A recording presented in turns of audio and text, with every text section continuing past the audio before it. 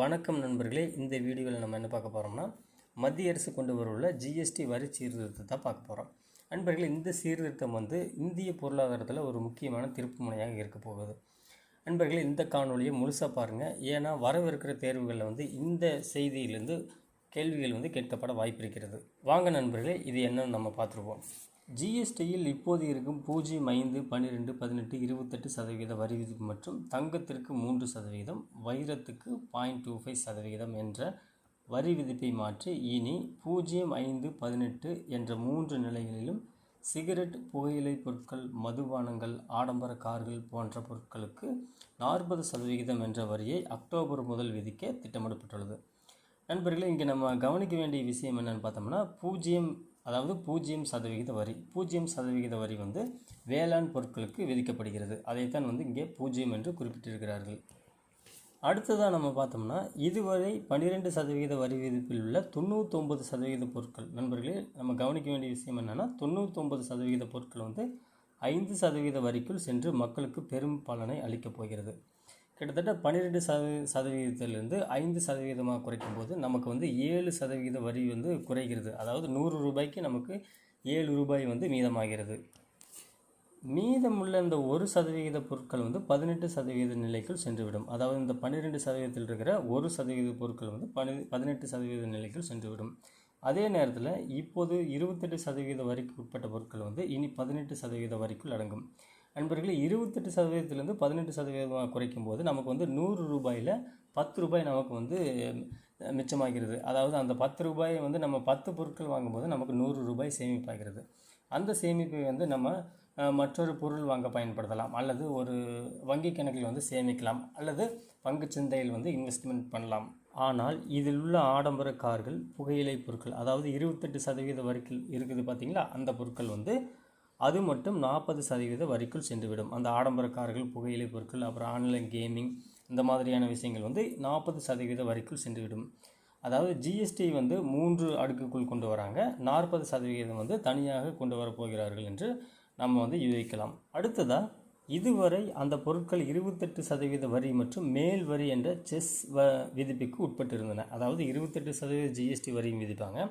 அதே நேரத்தில் மதிப்பு கூட்டு வரி அப்படிங்கிற அந்த செஸ் வரி அந்த வரியும் விதிக்கப்பட்டு இருந்தது. இதில் செஸ் வரியில் மாநில அரசுக்கு பங்கு கிடையாது. அதாவது ஜிஎஸ்டியில் தான் நண்பர்களே 28% பாதியாக, அதாவது 14% மாநில அரசுக்கும் 14% மத்திய அரசுக்கும் சென்றுவிடும். ஆனால் இந்த செஸ் வரி மத்திய அரசு மட்டுமே எடுத்துக்கொள்ளும்.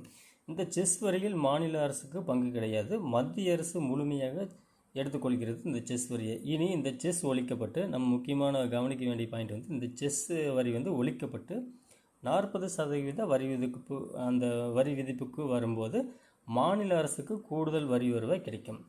அது செஸ் வரி ஒழிக்கப்படுறதுனால இந்த 40% வரி விதிக்கும் போது 20% மாநில அரசும் 20% மத்திய அரசும் எடுத்துக்கொள்ளும். நம்ம இங்கே கவனிக்க வேண்டிய விஷயம் என்னென்னு பார்த்தோம்னா நண்பர்களே, 28%ம் 12% ஒழிக்கிறாங்க அப்படின்னா, இந்த 28ம் 12ம் கூட்டம் 40 ஆச்சு. அப்போ இதை ஒழிச்சிட்டு அதை 40% மறைமுகமாக கொண்டு வருகிறார்கள். இந்த வரி சீர்திருத்தத்தால் நண்பர்களே, மக்கள் வாங்கும் அனைத்து பொருட்களின் விலையும் கணிசமாக குறையும். அதாவது 12% 5% குறைகிறது. அதே நேரத்தில் 28% உள்ள பொருட்கள் 18% வரும்போது பொருட்களின் விலை கணிசமாக குறையும். இது நமக்கு எட்டாக்கணி என்று அடித்தட்டு மற்றும் நடுத்தர மக்களின் கனவான கார், ஏசி விலை கணிசமாக குறையும். இங்கே நம்ம கவனிக்க வேண்டிய விஷயம், ஆடம்பர கார்கள் அல்ல நண்பர்களே, சாதாரண கார்கள். அந்த கார்களின் விலை 18% அதில் போடும்போது இந்த கார்களின் விலை குறையும். அப்போ நடுத்தர மக்களும் கார்கள் வாங்க முடியும்.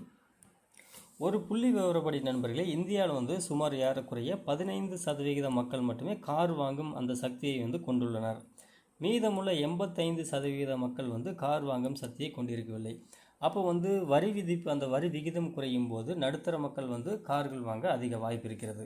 இது தவிர ஜவுளி, இன்சூரன்ஸ் கட்டணம், மருந்துகள், உரங்கள், வேளாண் கருவிகள், புதுப்பிக்கத்தக்க எரிசக்தி, அதாவது சோலார் பேனல்ஸ் அப்படின்னு நம்ம வச்சுக்கலாம், என்று அவர்களின் பயன்பாட்டுக்கான பெரும்பான்மையான பொருட்களின் விலை குறையும்.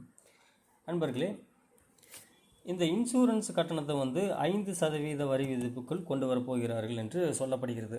அப்படி 5% வரி விதிப்புக்குள் கொண்டு வரும்போது நிறைய மக்கள் வந்து இன்சூரன்ஸ், அதாவது காப்பீடு வந்து எடுக்க வாய்ப்பு இருக்கிறது. அப்படி காப்பீடு எடுக்க வாய்ப்பு இருக்கும்போது திடீர் மருத்துவ செலவுகள் குறைய வாய்ப்பு இருக்கிறது. அப்படி குறையும் போது மக்களின் சேமிப்பு அதிகமாக வாய்ப்பு இருக்கிறது. அதே நேரத்தில் மக்களின் வாங்கும் சக்தியும் அதிகரிக்க வாய்ப்பிருக்கிறது. ஆக மக்களுக்கு பலன்தான். ஆனால் மாநில அரசின் வரி வருவாய் குறையுமே, எப்படி அரசு சமாளிக்கும் என்றும் வந்து சொல்லப்படுகிறது. இந்த கேள்வி எழும்போது விற்பனை உயரும் போது வரி வருமானம் சீராகும் அப்படின்னு வந்து சொல்லப்படுகிறது. அதாவது வரி குறையும் போது அதாவது நம்ம வாங்கும் சக்தி வந்து அதிகரிக்கும். அப்படி இருக்கும்போது வந்து அந்த இழப்பீடான வரி விதிப்பு, அந்த வருமானம் வந்து ஈக்குவல், அந்த சமப்படுத்தப்படும் என்றும் வந்து சொல்லப்படுகிறது. அதே நேரத்தில் 40% வரி விதிப்பாலும் கூடுதல் வரி வருவாய் கிடைக்கும் என்பதும் ஒரு கூற்றாக இருக்கிறது. நண்பர்களே, இந்த வரி சீர்திருத்தத்தால் மாநிலங்களுக்கு சுமார் 85,000 கோடி ரூபாய் வந்து வருவாய் இழப்பீடு ஏற்படும் என்று State Bank of India survey வந்து கூறுகிறது. நண்பர்களே, இந்த வரி சீர்திருத்தத்தால் மாநிலங்களுக்கு வருவாய் இழப்பு ஏற்பட போவதில்லை, நேர்மறையான விளைவுகள் தான் ஏற்படும் என்று மத்திய அரசு வட்டாரங்கள் வந்து கூறி வருகின்றன. அப்படி வருவாய் இழப்பு ஏற்படும் போது மாநிலங்களுக்கு குறிப்பிட்ட காலத்திற்கு வந்து வருவாய், அந்த இழப்பீடு வந்து வழங்கப்பட வேண்டும் என்றும் மாநில அரசுகள் வந்து கோரிக்கை வைத்துள்ளனர். நன்றி நண்பர்களே, இந்த காணொளி உங்களுக்கு பயனுள்ளதாக இருக்கும் என்று நம்புகிறேன். மற்றொரு காணொளியில் சந்திப்போம். நன்றி, வணக்கம்.